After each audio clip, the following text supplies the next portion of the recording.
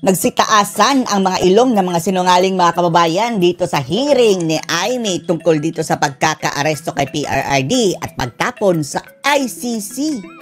Na in the first place mga kababayan, unang-una, sa tingin natin pointless itong hearing ni Imee dahil ang laban mga kababayan dapat dalhin na sa Korte Suprema. Dahil ang nangyayari mga kababayan binibigyan lang ng grandstanding mga kababayan ang mga animal. Group effort mga kababayan dyan para magkalat ng kanilang another propaganda. Gayon pa man. At least itong si Mangga mga kababayan, mayroon din siyang nagisa sa kanila. Ewan lang natin ha, totoo ba yan o drama? Hindi na tayo nagtitiwala dito mga kababayan pero bahala na sila. Pwede rin niyang ginagamit ni Imee mga kababayan dahil tumatakbo siya sa halalan pero no. Kahit pa ipakulong mo ang mga taong iyan. Gayon pa man, etong si John Vic Remulla mga kababayan ay biglang kambyo. Dahil sa kanyang kadaldalan na excited na magbutak sa mainstream media mga kababayan, ngayon binabawi na niya ang kanyang mga sinabi na sila ay nagplano sa pag-aresto kay PRRD. Panoorin niyo po ha. Nagsalita po ang ating mahal na Secretary John Vic na... Mahal Sinong may sabi? Si Admiral? Nagplano po rito, mahal? o yung pagkaintindi namin, ang nagplano ay kayo. Secretary Anyo, Secretary Gibo Chodoro, at ang pinangalan... Si Bangag!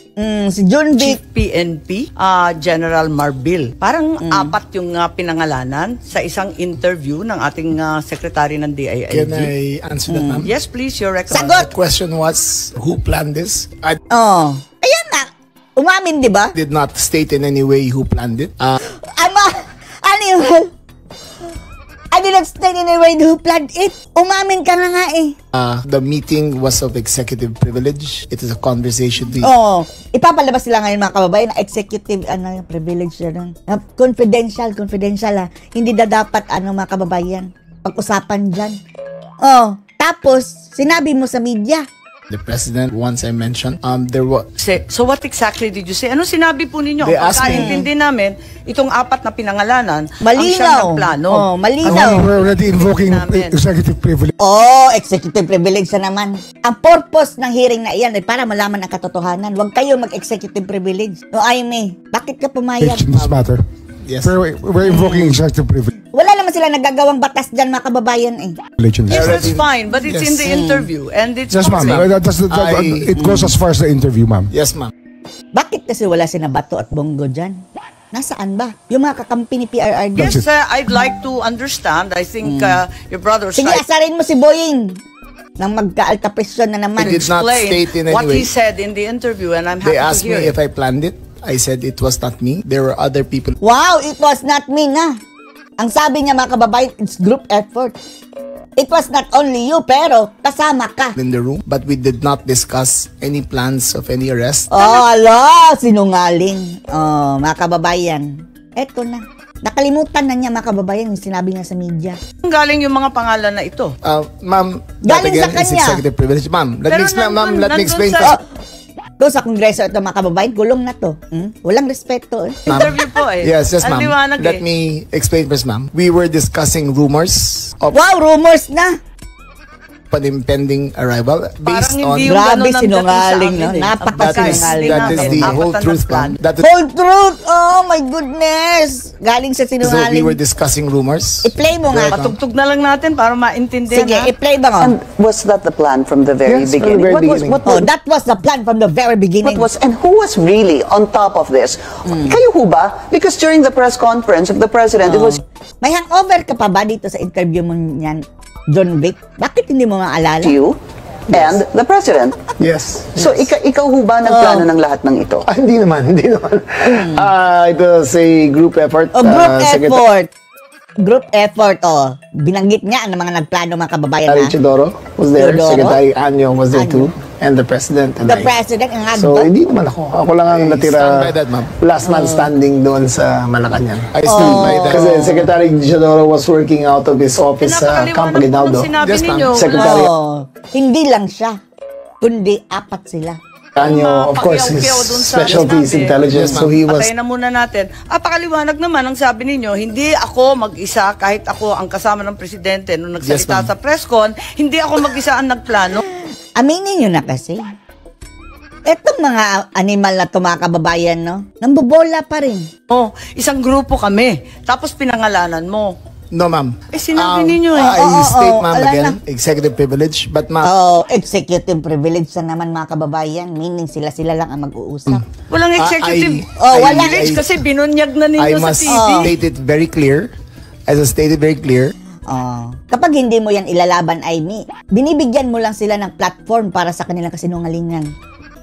Pagsisilbing, parang wina-whitewash na lang niya mga kababayan. Mia. that there was no mastermind. No mastermind. Kasasabi mo nga lang bangag. Sino bang mastermind yan? We were discussing mainly about what the president's statements were in Hong Kong, and it was based all on that statement, ma'am. Sinabi ninyo na hindi kayo Liar. mag-isa na nagplano, kundi isang There was no grupo. planning, ma'am. No planning. Kung walang plano, nangyari lang yun, nang basta-basta na lang. Ang sabi pa nga niya mga kababayan na isa sa mga crucial na taga-plano mga kababayan ay si Anyo dahil siya ang may hawak na intelligence. Yun ang sabi eh. There was, I said, hindi ako nagplano. Sinabi bang ikaw lang? Group effort nga. Marami May kaming- isang grupo na nagplano. We were all talking about a rumor, ma'am. Wow, And that is rumor. Rumor lang yon. Yes, ma'am. Group Liar. effort ang sabi mo eh. Ang tanong niya kung ikaw ang nagplano, tapos sabi mo, There was no hindi, planning, group ma'am. effort. There was no planning, ma'am. Presenting mga kababayan ang mga tauhan ng mga gobyernong bangag. Andyan na sa bunganga ang isda mga kababayan. Sasabihin pa, hindi ako kumuha ng isda. Anong in-effort ng group Ma'am, kapag hindi let me plano? make I think that we're intruding into executive privilege already. So palpalin mo nga yan, Amy. Hindi yan na-recognize. Bastos eh. Nagsasalita na hindi recognize. I think that we please No, I'm respect just our... asking him to explain the media. Yes, ma'am. But Yes, it's already I'm at the very Shut up, boying. Hindi ka na-recognize. thin dividing line between what transpires in a room between cabinet members I will- and a Sinabi niya sa media. media statement. But there's a very Kasalanan ni thin John dividing Vic. line, ma'am. Understood. I hope that we can respect executive privilege. No! Nirespeto niyo ba si dati Paulong Duterte? Ito magkapatid na ito mga kababayan. Sama-sama talagang mga babangag muli dyan. Pero ngayon, sinabi kasi sa TV, paliwanag naman ninyo sa atin kung ano ibig sabihin. Kasi ang sinabi, hindi ako mag-isa na nagplano, may grupo kami. They asked me if I had planned it. Sabi ko, I did not plan it. But it was a group effort. Nagpangalan pa mga kababayan. And we were there. And not to skirt, ma'am, executive privilege. It was, Ito rin si Amy, bakit ginrant niya ang executive privilege? Sila hindi yan lalabas eh. Paano natin malaman ang katotohanan? mainly, Alam naman natin pero dapat ba-corner natin sila dito mga kababayan. Papakawalan mo lang yan, Amy. because of the statements Budol of lang the pala. former president in Hong Kong, that he said, in his words, ma'am, in Hong Kong, that, I think you have a clip, he said that, ang reading ko ay may ICC warrant of arrest na. Huwag mong That ibahin yung story. was the best of my recollection, ma'am. Liar. So anong pinag-group effortan? Anong To diniscuss discuss the rumor, ng ma'am. grupo na But again, ma'am, pinangalanan nyo? as far as I will, Hindi yan. Ang sabi niya mga kababayan na grabe, crucial daw yung part ni Anyo mga kababayan dahil kumuha siya ng intel. invoke executive privilege, there was no, you cannot plan on a rumor, ma'am. Kaya nagtataka So, ako, again, bakit ma'am, group effort? Chismis lang naman yun. Kunwari ka parang Amy, tanungin mo na yung bangag mong kapatid.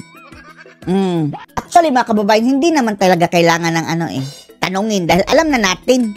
Eto mga kababayan, pasikat na lang yan ni Amy yan. Yun na nga, kung chismis, bakit mag-group effort pa tapos pinangalanan mo? Ang mas mabuti dito mga kababayan, mag-privilege speech si Amy mga kababayan, yung lahat ng kanyang nalalaman, ibulgar niya. Lahat na Maraming nag-group marites effort. naman doon to, ma'am. Dabis naman yung marites, dami-daming It marites was a sa amin. discussion of a rumor based on the statement of the president in Hong Kong. Secretary Anyo, of course, his specialty is intelligence, so he was gathering all the information in his Okay, intelligence dapat. May intelligence ba chismis? location.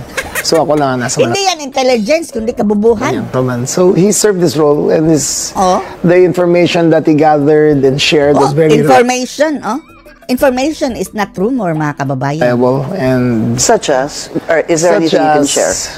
the conversations on whether or not they would go home.